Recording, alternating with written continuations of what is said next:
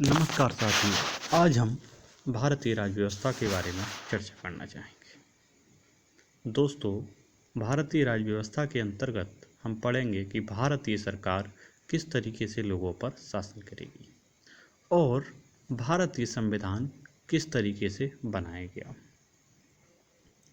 शासन के सिद्धांत क्या क्या है और सरकार को भी कुल कितने भागों में बांटा गया है, न्यायपालिका को कितने भागों में बांटा गया है, व्यवस्थापिका किस तरीके से काम करती है, कार्यपालिका किस तरीके से काम करती है, इस सभी के बारे में हम भारतीय राज्य व्यवस्था में पढ़ते हैं। दोस्तों, भारतीय राज्य व्यवस्था यानी कि भारत के शासन करने के तरीके के बारे में चर्चा करें। आइए इससे पहले हम इसके कुछ अधिनियमों को जान लेते हैं, यानी कि एक्ट के लिए। अंग्रेजों के द्वारा भारत में पहली बार जब शासन करने की बात आती है तब उन्होंने एक तो 1757 में, यानी कि 1757 में प्लासी का युद्ध जीता। किसका? प्लासी। यह युद्ध बंगाल के शासक सिराजुद्दौला के साथ लड़ा गया था। इस युद्ध में अंग्रेज़ों की विजय हुई और इसके साथ ही अंग्रेज़ों ने लगभग बंगाल पर भी कब्जा कर लिया।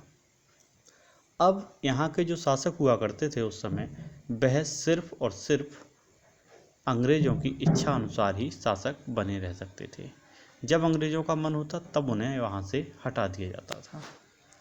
यानी कि अब बंगाल पर अप्रत्यक्ष तौर पर एक व्यक्ति को रखा गया शासन करने के लिए, जबकि प्रत्यक्ष तौर पर जो शासन कर रही थी वह ईस्ट इंडिया कंपनी ही थी। लेकिन ईस्ट इंडिया कंपनी अभी तक प्रत्यक्ष रूप से, यानी कि शासक की भूमिका में नहीं थी, लेकिन वास्तविक शासन उसी के हाथों में था। धीरे धीरे व्यापक बदलाव शुरू हुआ और वर्ष 1764 में एक युद्ध होता है जिसका नाम था बक्सर का युद्ध। कौन सा युद्ध था? बक्सर। बक्सर बिहार में है। यहाँ पर वर्ष 1764 में एक युद्ध हुआ। इस युद्ध में मुगल सम्राट शाह आलम द्वितीय, अवध के शासक शुजाउद्दौला और बंगाल का शासक मीर कासिम तीनों साथ साथ लड़े, लेकिन उसके बाद भी अंग्रेज़ों ने बक्सर के मैदान में इन तीनों को हरा दिया और विजय हुई ब्रिटिश सेनापति हेक्टर मुनरो की। अब हारा कौन है? मुगल सम्राट। और मुगल सम्राट उस समय पूरे भारत का शासक था। यानी कि ब्रिटेन के लोगों ने पूरे भारत को जीत लिया और जब भारत को जीत लिया तब शासन करने की जिम्मेदारी ब्रिटिश लोगों की थी। किसकी थी? ब्रिटिश लोगों की। ऐसी स्थिति में ब्रिटेन के संसद ने एक अधिनियम पारित किया। कहाँ की संसद ने? ब्रिटिश की। एक अधिनियम पारित किया जिसका नाम है रेगुलेटिंग एक्ट, यानी कि 1773। यह रेगुलेटिंग एक्ट बस वर्ष 1773 में जारी किया गया। इस अधिनियम के बात करें तो इसके तहत सबसे पहले जो कदम उठाया गया वह था ब्रिटेन की कंपनी पर प्रशासनिक और राजनीतिक नियंत्रण भी पाया जाए, क्योंकि अब ईस्ट इंडिया कंपनी भारत को जीत चुकी थी। तब स्थिति थी कि सरकार भी अब कुछ दखलंदाजी करे। इसी तरीके से कहा जाए तो इस एक्ट ने कंपनी के लिए भी एक केंद्रीय प्रशासन का कार्य किया। किसका किया? केंद्रीय प्रशासन का कार्य किया। इसके बाद इसमें जो मुख्य पॉइंट दिए गए हैं उसके बारे में हम बात करते हैं। ब्रिटिश के लोग जो थे, यानी कि ब्रिटिश काल में जो ईस्ट इंडिया कंपनी के साथ लोग आए थे वह क्या थे? मुंबई, यानी कि बॉम्बे, मद्रास और बंगाल को जीत चुके थे। किसको? बंगाल को। लेकिन सर्वाधिक विस्तार कहाँ पर शुरू हुआ? बंगाल में। और सबसे ज़्यादा कंपनी को मुनाफा भी बंगाल से मिलना शुरू हुआ। तो जो व्यक्ति बंगाल का गवर्नर होगा तो उसी की इनकम बढ़ा दी जाएगी, यानी कि उसका कद भी बढ़ा दिया जाएगा। तब बंगाल का जो गवर्नर हुआ उसके लिए बंगाल का गवर्नर जनरल कहा जाने लगा। क्या कहा जाने लगा? Governor general. बंगाल के पहले गवर्नर जनरल वारेन हेस्टिंग्स थे। कौन थे? Warren Hastings. तब प्रश्न बनता है, क्या 1773 का अधिनियम किस व्यक्ति के कार्यकाल में आया? तो किसके काल में आया? वारेन हेस्टिंग्स के। इसी के साथ क्योंकि लोगों को अब हमने एक नींव डाल दी है शासन करने की, तब जरूरत थी न्याय व्यवस्था की भी। किसकी? न्याय व्यवस्था की। और अब हम न्याय लोगों को कैसा देंगे? ब्रिटिश पद्धति के हिसाब से। और ब्रिटिश पद्धति के हिसाब से जब हम न्याय देंगे तब हम उसी के अनुसार न्यायालय की स्थापना करेंगे। जबकि इससे पूर्व जो न्याय दिया जाता था वो देते थे मुग़ल लोग, और यहाँ पर न्याय का कार्य काजी लोग किया करते थे। लेकिन अब भारत में न्याय देने की जिम्मेदारी उच्चतम न्यायालय के पास थी, यानी कि एक न्यायालय की स्थापना की गई जिसका नाम है उच्चतम न्यायालय। उच्चतम न्यायालय की स्थापना बंगाल के कलकत्ता शहर में की गई। कहाँ पर? कलकत्ता में। जब इसकी स्थापना की गई थी उस समय इसमें कुल 4 न्यायाधीश थे। कितने न्यायाधीश थे? 4। जो इसके मुख्य न्यायाधीश थे उनका नाम था एलिजा इम्पे।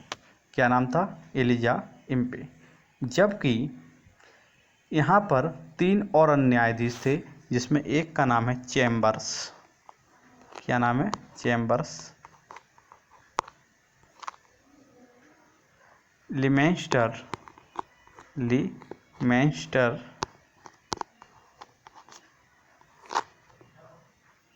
और हाइड, ये 3 लोग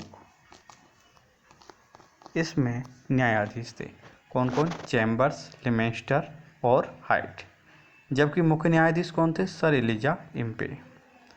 अब कंपनी के जो कर्मचारी यहाँ आए थे वह निजी व्यापार भी नहीं कर सकते थे। पहले कंपनी के जब साथ थे तब 2 तरीके से इसके कर्मचारी काम करते थे।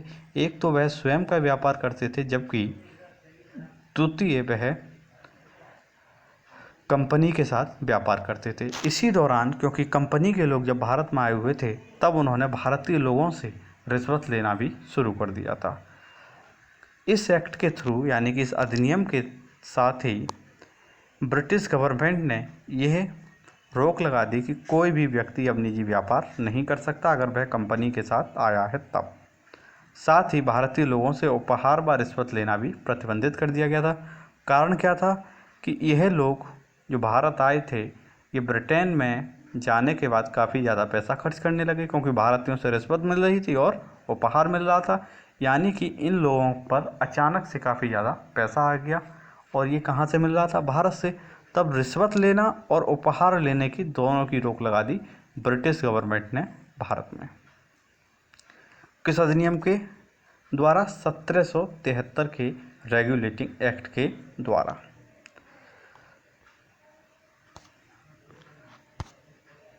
अब एक एक्ट आता है जिसका नाम था एक्ट ऑफ सेटलमेंट 1781। यह एक्ट वारेन हेस्टिंग्स के समय ही आया। किसके समय? वारेन हेस्टिंग्स के समय। इस एक्ट के द्वारा कोई व्यापक बदलाव नहीं किए गए, बस 2-3 चीज़ें ही हैं। एक तो 1773 के रेगुलेटिंग एक्ट में जो कमियां थीं उन्हें दूर करने का प्रयास किया गया। जबकि बंगाल इस समय जो बंगाल का गवर्नर जनरल था वह बिहार और उड़ीसा के लिए विधि बनाने का भी अधिकार दे दिया गया। यानी कि पहले बंगाल के गवर्नर जनरल के लिए उड़ीसा और बिहार में नियम कानून बनाने का अधिकार नहीं था, लेकिन इस अधिनियम के द्वारा बंगाल, बिहार और उड़ीसा में भी वह अब नियम कानून बना सकता था। दोस्तों, यह भी अधिनियम जो आया वो आया वारेन हेस्टिंग्स के समय। इसके बाद भारत में एक और अधिनियम आता है पिट्स इंडिया एक्ट। कौन सा? Pitt's India act. यह भी Pitt's India act Warren Hastings के समय ही आया। किसके? वारेन हेस्टिंग्स के समय। इस एक्ट के द्वारा दोहरे प्रशासन की नींव पड़ी। किसकी पड़ी? दोहरे प्रशासन की नींव। जैसे एक था board of directors. Board of director ये क्या था? जो कंपनी के लोग हैं वो क्या होंगे? बोर्ड ऑफ डायरेक्टर में होंगे और व्यापारिक मामलों को देखेंगे। क्या करेंगे? व्यापारिक मामलों को देखेंगे। जबकि एक होगा बोर्ड ऑफ कंट्रोलर। ये क्या करेगा? भारत में राजनीतिक मामलों को देखेगा। यानी कि बोर्ड ऑफ डायरेक्टर किसे देखेंगे? व्यापारिक मामलों के लिए। जबकि राजनीतिक मामलों के लिए कौन है? Board of controller. और ये दोनों रिपोर्ट किसे करेंगे? बंगाल के गवर्नर जनरल को। और वह किसे रिपोर्ट करेगा? ब्रिटिश क्राउन को या महारानी को। सिर्फ इसमें यही था। उसके बाद वर्ष 1793 का एक अधिनियम आता है जिसे चार्टर अधिनियम के नाम से जानते हैं, यानी कि चार्टर अधिनियम। अब क्या हुआ? जो हमारे पिछले वाले में बोर्ड ऑफ कंट्रोलर के जो लोग हैं उनके लिए वेतन देने की बात जो कही गई वो कही गई भारतीय राजस्व से। यानी कि ब्रिटेन का कोई भी व्यक्ति भारत में आकर शासन कर रहा है और बोर्ड ऑफ कंट्रोल का सदस्य है, तब क्या होगा? उसे वेतन कहाँ से मिलेगा? भारतीय राजस्व। यानी कि जो कुछ राजस्व यहाँ से कमाया जाएगा उसमें से वेतन दिया जाएगा ब्रिटेन के कर्मचारियों को। ये कौन से एक्ट में बात कही गई थी? 1793 के अधिनियम के अनुसार, यानी कि चार्टर अधिनियम के अनुसार। दोस्तों, आज हम एक और एक्ट के बारे में चर्चा करना चाहेंगे जिसका नाम है 1813 का चार्टर अधिनियम। दोस्तों, 1813 का चार्टर अधिनियम की बात करें तो यह ब्रिटेन के जो गवर्नर जनरल थे लॉर्ड मिंटो। कौन थे? Lord Minto. ये अधिनियम लॉर्ड मिंटो प्रथम के समय आया। किसके? प्रथम, क्योंकि मिंटो से लॉर्ड मिंटो द्वितीय भी हुए हैं। तो पूछा जाए 1813 को चार्टर अधिनियम किस गवर्नर जनरल के काल में आया? लॉर्ड मिंटो के काल में। किसके काल में? लॉर्ड मिंटो के काल में।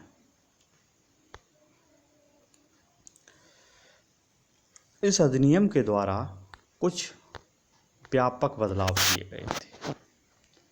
एक तो था कि जो ईस्ट इंडिया कंपनी भारत में व्यापार कर रही है वह 20 वर्ष के लिए कार्य और कर सकती है। कितने दिनों के लिए? 20 वर्ष के लिए। यानी कि ईस्ट इंडिया कंपनी का जो अधिकार पत्र था वह भारत में 20 वर्ष के लिए और बढ़ा दिया गया।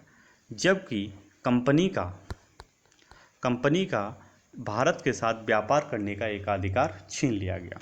मतलब साफ था, एकाधिकार से अगर हम बात करें तो इसका अर्थ होता है कि सिर्फ ईस्ट इंडिया कंपनी ही भारत में व्यापार कर सकती थी। लेकिन अब क्या हुआ? अब ईस्ट इंडिया कंपनी ही नहीं बल्कि और भी चीज़ें भारत में व्यापार कर सकती हैं। यानी कि और भी कंपनी जो भी आएंगी और लोग आएंगे वो भी भारत में व्यापार कर सकते हैं। दूसरा था कि चीन के साथ व्यापार। हमारा पड़ोसी देश है चीन, लेकिन चीन की नीयत भारत के प्रति थोड़ी सी खराब रहती है और वो पड़ोसियों की होती भी है। तो चीन की बात करें तो चीन के साथ व्यापार करने और पूर्वी देशों के साथ चाय के साथ व्यापार करने का ब्रिटिश कंपनी को एकाधिकार बना रहा। ब्रिटिश कौन सी कंपनी थी? East India company. इस एकाधिकार के द्वारा ब्रिटेन की ईस्ट इंडिया कंपनी ने 20 वर्षों तक कार्य किया। चाय के साथ क्यों कहा गया था? चाय के साथ क्योंकि ईस्ट इंडिया कंपनी के द्वारा इसी समय कुछ चाय के बागान लगाए गए थे और जब चाय के बागान लगाए गए हैं तब उन्हें व्यापार करने का अधिकार भी कंपनी को मिलना तय था। दोस्तों, आज की क्लास में बस इतना ही। कल हम इससे आगे के अधिनियमों के बारे में जानेंगे। कल हम पढ़ेंगे 1833 का अधिनियम। कौन सा? 1833 का अधिनियम। अगर हम उस अधिनियम की बात करें 1833 का, तो वह लॉर्ड बिंटेक के समय आया था। किसके? Lord William Bentinck. धन्यवाद दोस्तों, आज की क्लास में बस इतना ही। नमस्कार, जय हिंद।